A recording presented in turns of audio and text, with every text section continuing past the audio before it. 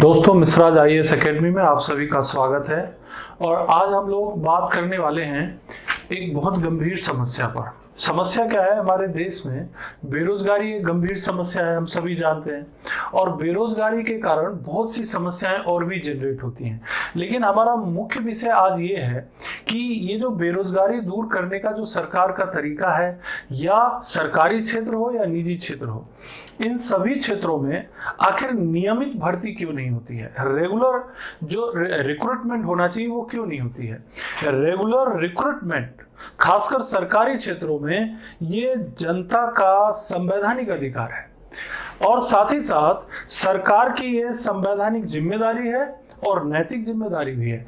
इस वीडियो में हम इसी पर चर्चा करने वाले हैं। तो हमारा विषय है नियमित भर्ती परीक्षा, जनता का संवैधानिक अधिकार, सरकार की संवैधानिक और नैतिक जिम्मेदारी।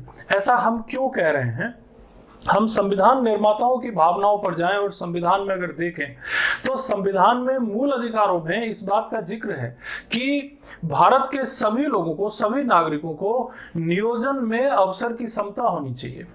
Equality of opportunity of employment. इसका मतलब क्या है कि संविधान निर्माताओं को पता था कि ये सरकार की जिम्मेदारी है कि लोगों के लिए रोजगार उपलब्ध कराएं और उन्हें नियमित रूप से रोजगार उपलब्ध कराएं। इतना ही नहीं, इन्हीं बातों को ध्यान में रखते हुए हमारे संविधान में लोक सेवाओं में भर्ती के लिए अलग से एक आयोग की व्यवस्था भी है, जिसका जिक्र आप संविधान में देखते हैं। आर्टिकल 315 अनुच्छेद 315 में केंद्रीय स्तर पर यूपीएससी, संघ लोक सेवा आयोग और राज्य स्तर पर राज्य लोक सेवा आयोग की व्यवस्था है। इसका मतलब यह हुआ कि संविधान निर्माताओं की मूल भावना यह है कि भर्ती की एक निश्चित प्रणाली होनी चाहिए, एक निश्चित प्रक्रिया होनी चाहिए, और यह सरकार की जिम्मेदारी है कि इस प्रक्रिया को आगे बढ़ाते रहे। इन बातों को साबित करने के लिए हमारे पास कई बिंदु हैं। देखिए, संविधान जो है मूल रूप से 3 स्तंभों पर हमारा बना हुआ है, यानी कि हमारे प्रजातंत्र के 3 बड़े स्तंभ हैं। क्या क्या स्तंभ है? देखिए, विधायिका, कार्यपालिका और न्यायपालिका। विधायिका, कार्यपालिका और न्यायपालिका। मुख्य बात हम जो करेंगे वो करेंगे यहां पर किसके बारे में? कार्यपालिका के बारे में, और कार्यपालिका और विधायिका के संबंधों के बारे में भी चर्चा करेंगे।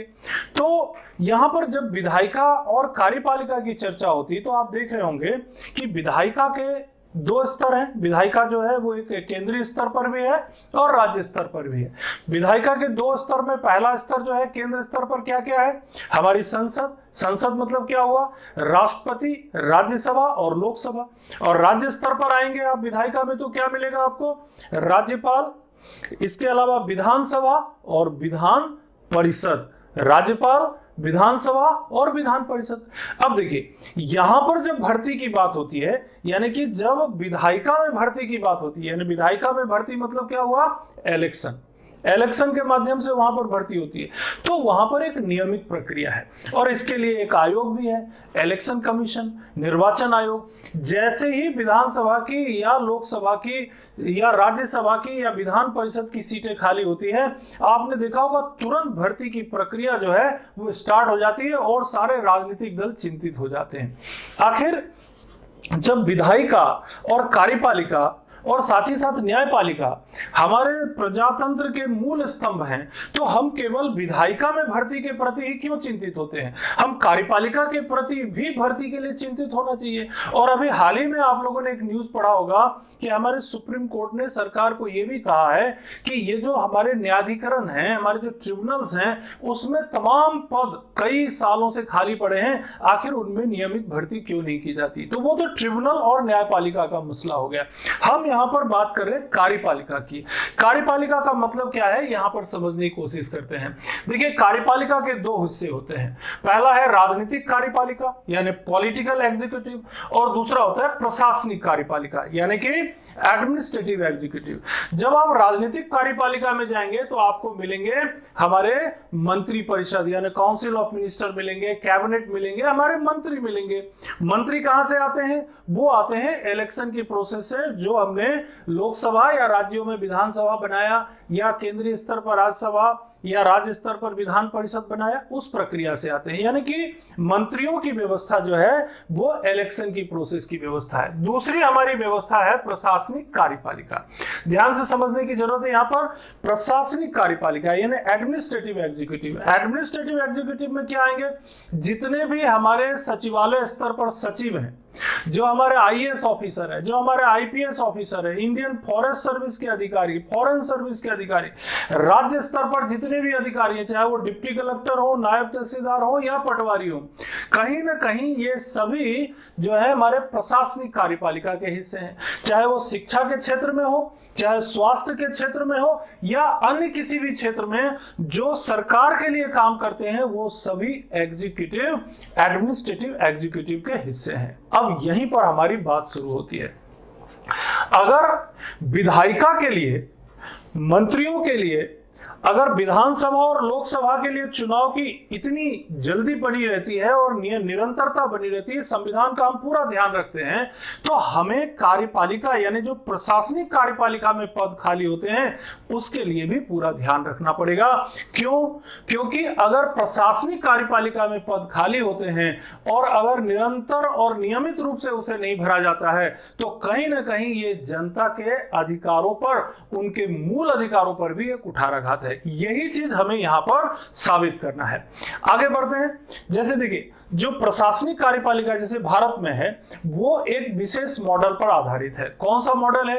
वो मॉडल है मैक्स वेबर का नौकरशाही मॉडल। लोक प्रशासन में आप लोग पढ़ते होंगे, मैक्स वेबर का नौकरशाही मॉडल। नौकरशाही मॉडल पर अगर ये आधारित है, तो नौकरशाही मॉडल की प्रमुख विशेषताएं इसमें होती होंगी और हैं भी। नौकरशाही मॉडल की पहली विशेषता क्या है कि इसमें नौकरशाही मॉडल की जो पद सोपान पर आधारित होती है, यानी हायरार्की होती है। हायरार्की का मतलब क्या होता है? अलग अलग पद होंगे, अलग अलग पदों पर अधिकारी होंगे या कर्मचारी होंगे।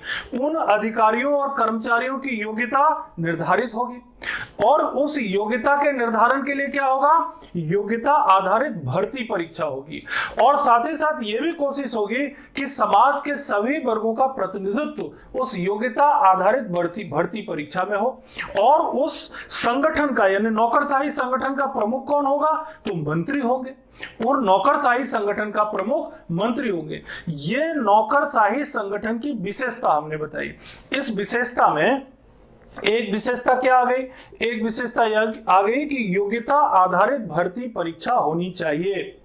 इसका मतलब ये हुआ कि अगर नौकरशाही में यानी कि जो प्रशासनिक कार्यपालिका है, उसमें जो पद हमने निर्धारित किए हैं वो निश्चित समय से और प्रत्येक वर्ष एक निश्चित प्रणाली से योग्यता आधारित भर्ती से भरा जाना चाहिए। यही इसकी एक खासियत है। यानी कि हर एक वर्ष, प्रत्येक वर्ष कुछ लोग रिटायर होते होंगे, कुछ लोगों की डेथ होती होगी, कुछ लोग जो है नौकरी छोड़ के चले जाते होंगे, तो प्रशासनिक कार्यपालिका में पद खाली हुआ। अगर ये पद खाली हुआ तो उसको भरने की भी तो चिंता सरकार को होनी चाहिए। अगर ये पद नहीं भरे जाते हैं तो देखिए क्या होता है, पद खाली रहने से प्रजातंत्र को नुकसान होता है। अगर पद खाली हैं, प्रशासनिक कार्यपालिका में पद खाली हैं, तो इससे प्रजातंत्र को नुकसान होता है। जैसे विधायिका में जब पद खाली होता है तो उससे भी प्रजातंत्र को नुकसान होता है। ऐसे ही जब कार्यपालिका में पद खाली रहता है तो प्रजातंत्र को नुकसान होता है। क्यों? क्योंकि देखिए, योग्य व्यक्ति को रोजगार नहीं मिलेगा, योग्य व्यक्ति को समय पर रोजगार नहीं मिलेगा। और ये चीज जो है, वो जो आर्टिकल 16(1) में जो प्रावधान है कि सभी लोगों को नियोजन में अवसर की क्षमता मिलनी चाहिए, वो उनको नहीं मिल पाएगी। एक जगह नुकसान हो गया। दूसरा, जनता को सेवा की कमी। अगर कर्मचारी कम होंगे, अधिकारी कम होंगे, तो अल्टीमेटली होगा क्या? सेवा, जो सर्विसेज जो पब्लिक को दी जाती है उसमें कमी होगी। आप खुद ही समझिए, जहां पर सब इंस्पेक्टर की मान लीजिए 25 पोस्ट सैंक्शन है और वहां पर 10 सब इंस्पेक्टर काम कर रहे हैं, जहां पर डिप्टी कलेक्टर के 50 पद सैंक्शन है वहां पर 25 डिप्टी कलेक्टर काम कर रहे हैं, जहां पर डीएसपी के 100 पद सैंक्शन है और वहां पर मान लीजिए 40 डीएसपी काम कर रहे हैं, तो स्वाभाविक है इसका इंपैक्ट एफिशिएंसी पर पड़ेगा, संगठन की कार्यकुशलता पर पड़ेगा और अल्टीमेटली प्रभावित कौन होगा? जनता प्रभावित होगी। तो क्या प्रजातंत्र को नुकसान नहीं हुआ? अगर दक्षता, किसी संगठन की दक्षता में कमी आती है और लोगों को सेवा समुचित रूप से नहीं मिल पाती है, और अगर अधिकारियों, एक ही अधिकारी को आप बहुत सारा काम दे देंगे तो स्वाभाविक, एक तो उनकी कार्यकुशलता प्रभावित होगी और दूसरा ये भ्रष्टाचार को भी बढ़ावा देगा, क्योंकि एक ही व्यक्ति को बहुत सारे काम, वो फिर अपने हिसाब से उसे टैकल करेगा और ये करप्शन को बढ़ावा देगा। तो करप्शन का एक बड़ा कारण ये भी है कि समुचित पद विभाजन नहीं होता, कार्य विभाजन नहीं होता। जो कार्य का विभाजन है वो लोगों के बीच, अधिकारियों के बीच, कर्मचारियों के बीच नहीं है। क्यों? क्योंकि जितने स्टाफ स्ट्रेंथ हैं, जितने पद सैंक्शन हैं, स्वीकृत हैं, उतने पद काम करने के लिए उतने अधिकारी कर्मचारी हैं ही नहीं। तो अल्टीमेटली ये होगा कि विभाग की दक्षता कम होगी, और जब विभाग की दक्षता कम होगी तो इसका खामियाजा किसे भुगतना पड़ेगा? अल्टीमेटली सरकार को ही भुगतना पड़ेगा, गवर्नमेंट को ही भुगतना पड़ेगा। अगर जो हमारी प्रशासनिक कार्यपालिका पूरी एफिशिएंसी के साथ काम नहीं कर पा रही है तो इसका इम्पैक्ट तो मंत्रियों पर भी पड़ने वाला है ना, कैबिनेट पे भी पड़ने वाला है इसका असर। तो अल्टीमेटली भुक्तभोगी तो सरकार भी होती है, क्योंकि जनता में नाराजगी पैदा होती है। क्यों? अल्टीमेटली इससे यही होगा कि जो हमारी डेमोक्रेसी है, डेमोक्रेसी की जड़ें कमजोर होगी। इसीलिए ये बार बार हम यही चीज यहां बताना चाहते हैं कि जो नियमित भर्ती है, रेगुलर जो रिक्रूटमेंट है, वो बना रहना चाहिए। एक और बात महत्वपूर्ण है, आपने देखा होगा जैसे चुनाव आ रहा है, इलेक्शन आने वाला, 6 महीने बचे, साल भर बचे, तो आप देखेंगे रिक्रूटमेंट की थोड़ी बढ़ जाती है। जो उस समय सरकार रहती है वो भर्ती की प्रणाली को शुरू करना चाहती है कि भाई भर्ती करो, जिससे कि लोगों में लगे कि ये सरकार जो है रोजगार के अवसर उपलब्ध कराती है।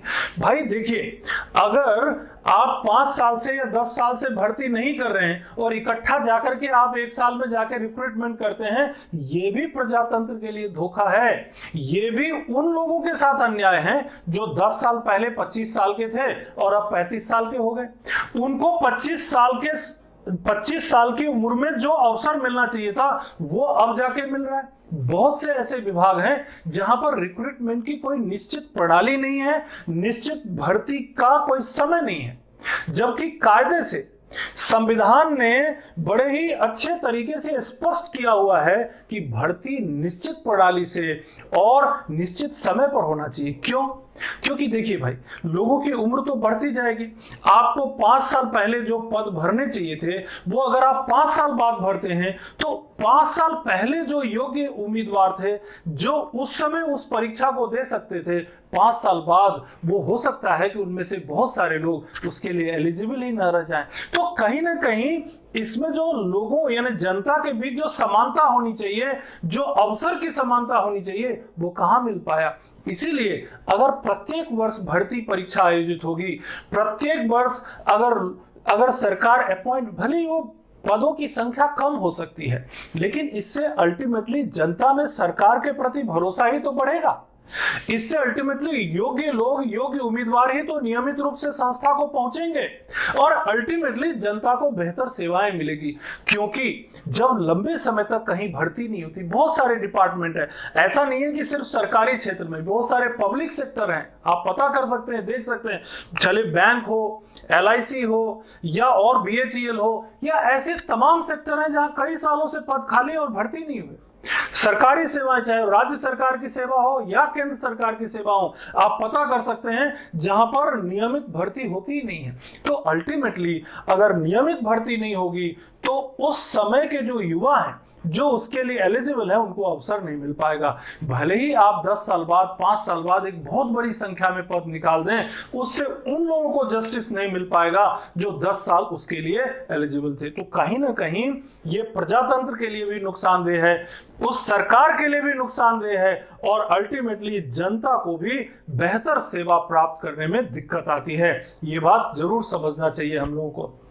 कई बार ये भी देखने को आता है कि नियमित भर्ती करने की कोशिश की जाती है, कभी आरक्षण का मुद्दा आ जाता है, रिजर्वेशन का मुद्दा आ जाता है।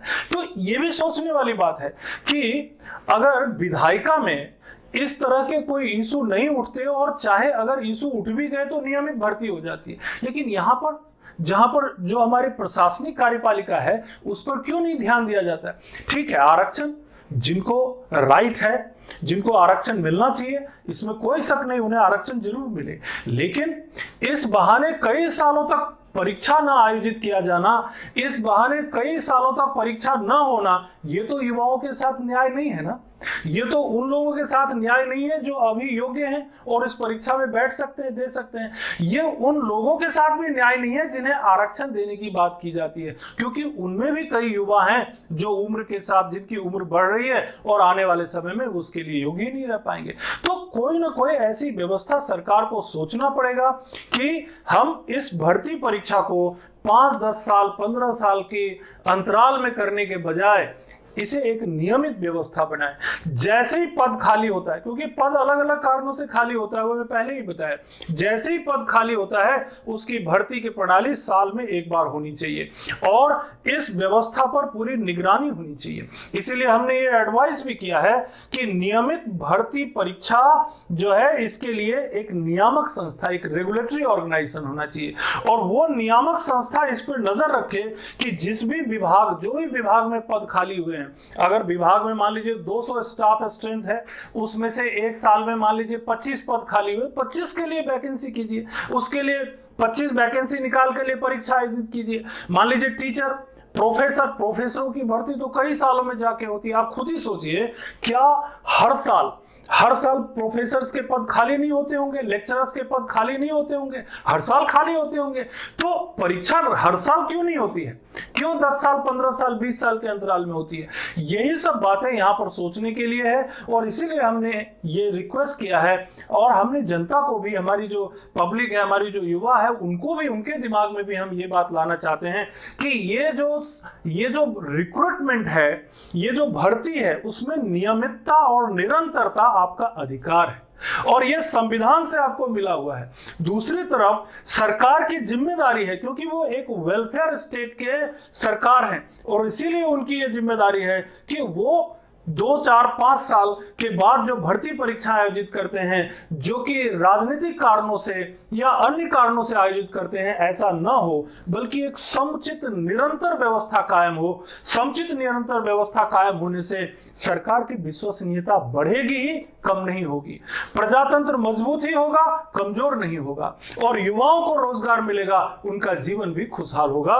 यही बात हम यहाँ पर कहना चाहते हैं। तो हम चाहते हैं कि एक निगरानी और नियामक संस्था हो जो कि सरकारों के द्वारा या अन्य सार्वजनिक उपक्रमों के द्वारा नियमित भर्ती परीक्षा, हर वर्ष परीक्षा का आयोजन खाली पदों के लिए हो रहा है कि नहीं, इस पर नजर रखें और वो नियामक संस्था जो है अपनी रिपोर्ट जो है, अगर केंद्रीय स्तर पर है तो संसद को प्रस्तुत करें, राज्य स्तर पर है तो वो विधानमंडल को प्रस्तुत करें और इस तरह से निरंतर, नियमित, वार्षिक, नियमित योग्यता आधारित भर्ती परीक्षा होने से सबका भला होगा, कार्यकुशलता बढ़ेगी, दक्षता बढ़ेगा, रोजगार मिलेगा और सरकार का भरोसा भी बढ़ेगा।